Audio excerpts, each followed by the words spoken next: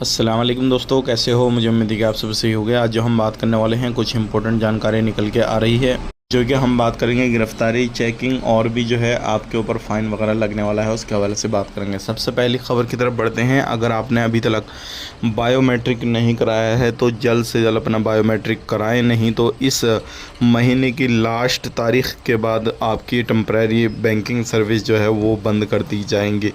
फिर आपने बाद में अलग अलग चक्कर लगाने पड़ेंगे, अलग अलग फिर जाके काम कराना पड़ेगा, फिर आपको परेशानी हो सकती है। तो अगर आपने बायोमेट्रिक अभी तक नहीं कराया है तो गवर्नमेंट की तरफ से अपडेट दिया गया है कि जल्द से जल्द आप अपना बायोमेट्रिक करा लें।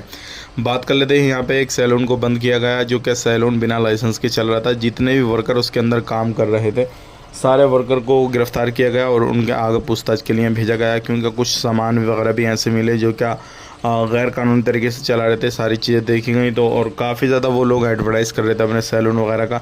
तो इस तरीके से उसको पकड़ा गया, छानबीन की गई। तो इस तरीके से अगर आप कहीं पर भी बिना लाइसेंस, बिना कुछ भी इस तरीके से चलाते हैं तो आपके ऊपर कार्रवाई हो सकती है। इस चीज़ का ध्यान रखिएगा। बात कर लेते हैं यहाँ पे अगली खबर की तरफ। जो अगली खबर आ रही है निकल के, ये काफ़ी ज़्यादा इंपॉर्टेंट है।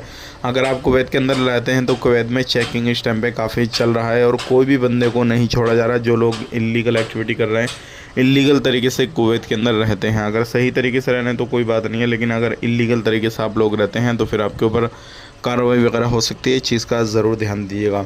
अगली खबर की तरफ बढ़ते हैं। एक अच्छी खबर है उन लोगों के लिए जो लोग कुवैत के अंदर रहते हैं।